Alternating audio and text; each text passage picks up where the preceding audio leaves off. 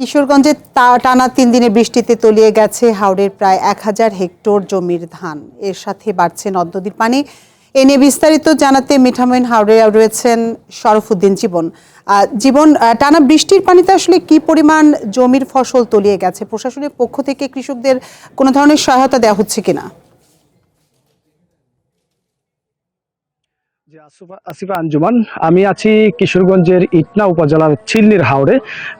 এই হাওরে কিন্তু ইতোমধ্যে টানা ৩ দিনের ভারী বৃষ্টিতে তলিয়ে গিয়েছে বোরো ধান, এবং কিশোরগঞ্জে যে ১,৬৮,০০০ হেক্টর জমিতে বুড়ো আবাদ হয়েছে, তার মধ্যে কিশোরগঞ্জের হাওরেই শুধু চাষ হয়েছে ১,০৪,০০০ হেক্টর জমি। সেই ১,০৪,০০০ হেক্টর জমির মধ্যে ১,০০০ হেক্টর জমির ধান ইতিমধ্যে তলিয়ে গিয়েছে, এবং কৃষকরা সেই ধান গড়ে তোলার জন্য যে আগ্রহ নিয়ে অপেক্ষা ছিলেন, সেই আগ্রহে কৃষকরা এখন দুশ্চিন্তায় ভুগছেন। কারণ এখানকার কৃষকরা অনেকেই কিন্তু ঋণ নিয়ে সেই জমি চাষ করে থাকেন, বুড়ো আবাদ করে থাকেন। তাদের যে ঋণের বোঝা, সেই বোঝাটা কিন্তু তাদের কাঁধে ভর করেছে। এমনও কৃষক রয়েছেন যারা ১ কাঠা জমিও ধান কিন্তু তারা কাটতে পারেনি, পুরো জমির ধানই তলিয়ে গিয়েছে, এবং সেটার কারণ মূলত জলাবদ্ধতা। কিশোরগঞ্জের হাওরের যে নদ নদী বা খাল রয়েছে, সেই খালগুলো খনন করা না থাকার কারণে কিন্তু সে জলাবদ্ধতা প্রতি বছরে সৃষ্টি হয়, এবং প্রতি বছরে কিন্তু আগাম বন্যার যে একটা ভাব থাকে এবং আগাম বন্যা হয়, সেই আগাম বন্যায় কিন্তু জমির ধান তলিয়ে যায়। কৃষকরা সাথে আমরা কথা বলেছি, তারা যেটি বলেছে যে প্রতি বছরে তারা যে অভিযোগটা করে থাকেন যে খালগুলো ভরাট হয়ে গিয়েছে, সেই খালগুলো খনন করে দেওয়ার জন্য, সেই উদ্যোগটা কিন্তু বিগত সরকার থেকে শুরু করে কেউই কিন্তু উদ্যোগটা নেয়নি, যার কারণে সেই জলাবদ্ধতার কারণে তাদের যে জমির ধান সেটি তলিয়ে যায়।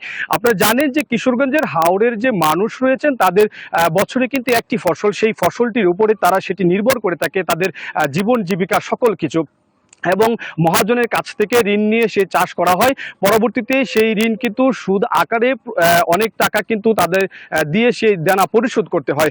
কিশোরগঞ্জের যে পানি উন্নয়ন বোর্ড রয়েছে এবং কৃষি বিভাগ রয়েছে, তাদের সাথে কথা বলেছি। কৃষি বিভাগ যেটা জানিয়েছে যে ক্ষতিগ্রস্ত যে কৃষক রয়েছেন, তাদের সাথে কথা বলে সেই তালিকা করা হচ্ছে, সেই তালিকা মন্ত্রণালয়ে প্রেরণের মাধ্যমে তাদের আর্থিক সহায়তার ব্যবস্থা করবেন। এবং পানি উন্নয়ন বোর্ড যেটি বলেছে যে পানি উন্নয়ন বোর্ডে যে বাঁধগুলো রয়েছে, সে বাঁধগুলো এখনো আশঙ্কা মুক্ত, সেখানে বাঁধ ভাঙার কোনো সম্ভাবনা নেই।